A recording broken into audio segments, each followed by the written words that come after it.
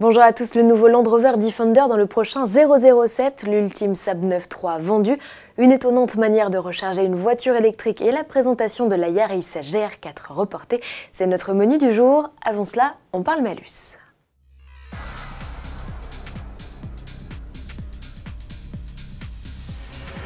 On le sait, le barème du malus évoluera au 1er janvier 2020 et il changera de nouveau au 1er mars avec l'arrivée d'une grille indexée sur les nouvelles normes d'homologation WLTP, un cycle qui se veut plus représentatif des émissions réelles. Bonjour le casse-tête, essayons de faire simple. Sauf dérogation exceptionnelle, les 3 grilles de malus vont se succéder.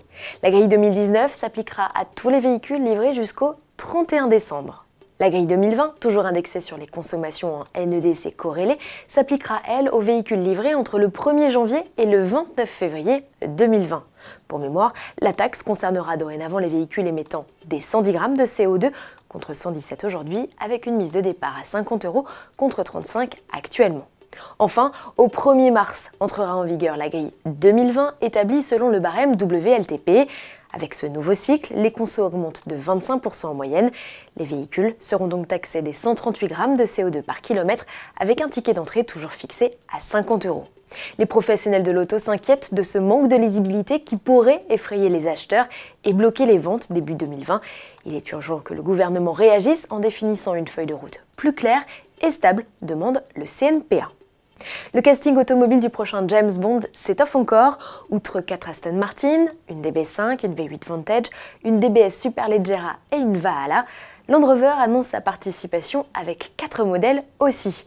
À l'affiche, un Range Rover classique, un Range Rover SVR et 2 Defender, un série 3 des années 70 et une nouvelle génération que l'on peut déjà voir en action avec au volant la pilote et cascadeuse Jess Hawkins. Le tournage du film Mourir peut attendre est en cours et le tout-terrain y est malmené. Le long métrage est prévu en salle le 8 avril 2020. L'ultime Saab 9.3 produite vient d'être vendue. La firme sino-suédoise NEVS a lancé des enchères sur le dernier modèle sorti des chaînes. Produit en 2014, il n'avait que 70 km au compteur. À l'origine, réservé au crash test, il n'a jamais été utilisé à ses fins.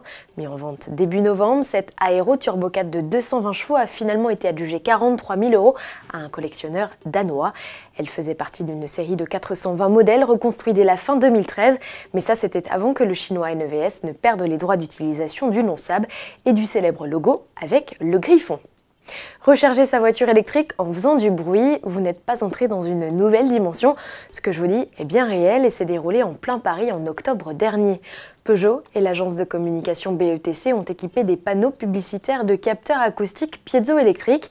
L'idée, transformer la pollution sonore en énergie et ça marche. Une station d'appoint qui est amenée à se développer, reste que si toutes les autos passent à l'électrique, de facto la pollution sonore diminuera. Peugeot parle de 30% de moins.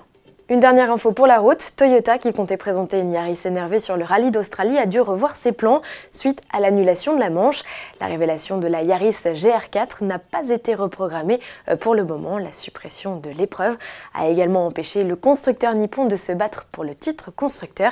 C'est Hyundai qui est thématiquement titré. Néanmoins, Toyota peut être fier de son équipage Tanak Jarveova qui a décroché le titre des pilotes et copilotes. Bon week-end à tous et à lundi.